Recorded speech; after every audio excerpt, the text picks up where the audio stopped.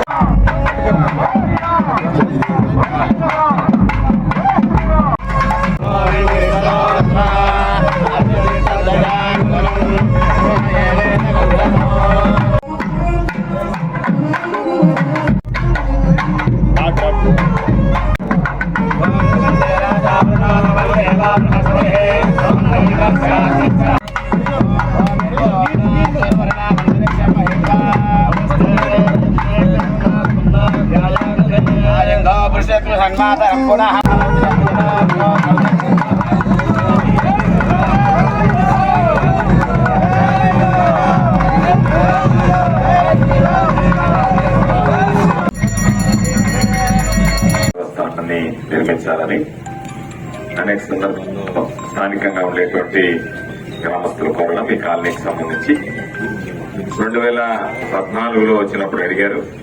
ఆ రోజు ప్రభుత్వం అధికారంలోకి వస్తే ఖచ్చితంగా గుడి కట్టిస్తామని చెప్పాం. ప్రభుత్వం అధికారంలోకి రాలేదు.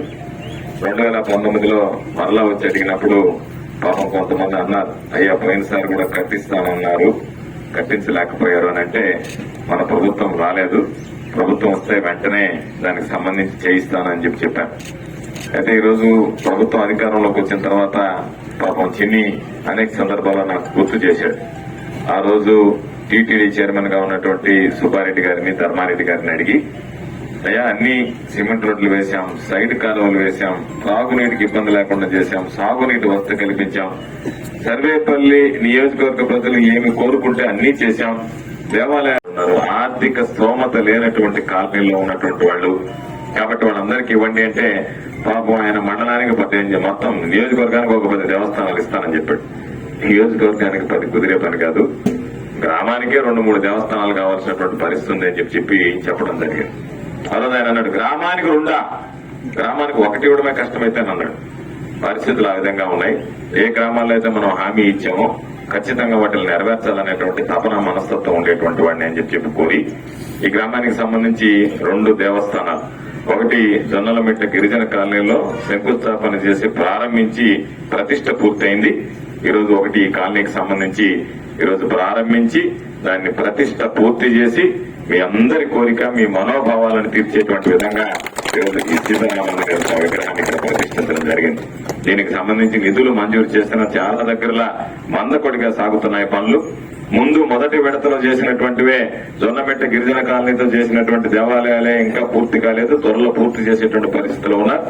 చిన్ని ప్రత్యేకమైనటువంటి శ్రద్ధ తీసుకుని ఈ దేవస్థానానికి త్వరగానే ఈ పనులు పూర్తి చేసి మీ అందరికీ ప్రారంభించి మరలా రేపు మీ దగ్గరకు వచ్చేటప్పటికి అయ్యా అన్ని పనులు మాకు పూర్తయ్యాయి అనేటువంటి మాట వినిపించేటువంటి విధంగా ఈరోజు చిన్ని ప్రత్యేకమైనటువంటి దృష్టి తీసుకుని ఈరోజు ఈ దేవాలయాన్ని పూర్తి చేయడం జరిగింది. ఇది ప్రతి ఒక్కరి కోరిక. ఎందుకంటే మతంలో అనేక రకాలైనటువంటి వాళ్ళు ఉంటాడు. అత్యంత ధనవంతుడు ఉన్నాడు, పేదవాడు ఉన్నాడు. సంవత్సరానికి నెలకి మామూలుగా కష్టపడితే పాపం 1,00,000 రూపాయలు సంపాదించాలనేటువంటి కుటుంబాలు సంవత్సరానికి ఉన్నాయి. రోజుకి 1 గంటకి 100 కోట్ల రూపాయలు సంపాదించేటువంటి కుటుంబాలు ఈ భారతదేశంలో ఉన్నాయి. 100 కోట్లు సంపాదించినా, 100 రూపాయలు సంపాదించినా దేవుడి మీద భక్తి, ప్రేమ, అభిమానం, విశ్వాసం అందరికీ ఒకటేగా ఉంటుంది. కాకపోతే డబ్బు ఉన్నవాడు గుడి కట్టుకుంటాడు, సొంత డబ్బులు ఉంటాయి కాబట్టి. డబ్బు లేనివాడు పాపం ఎవరి మీద ఆధారపడి నాకు నా కాలనీలో గుడి కట్టుకుంటే బాగుంటుందనేటువంటి అభిప్రాయాన్ని వ్యక్తం చేస్తాడు. కాబట్టి నిజంగా నేను అభిప్రాయపడుతున్నా, వెంకటేశ్వర స్వామి రూపంలో రాముల వారు దూరబట్టే ఈరోజు ఈ కాలనీ వాసులకు నేను అందుబాటులో ఉండాలి అని చెప్పి ఆ రాముడు కోరుకున్నాడు కాబట్టి ఈరోజు ఇక్కడ మనం గుడి ఏర్పాటు చేయగలిగాం. కాబట్టి మనందరిది ప్రయత్నం, కానీ అంతిమంగా దైవయత్నం.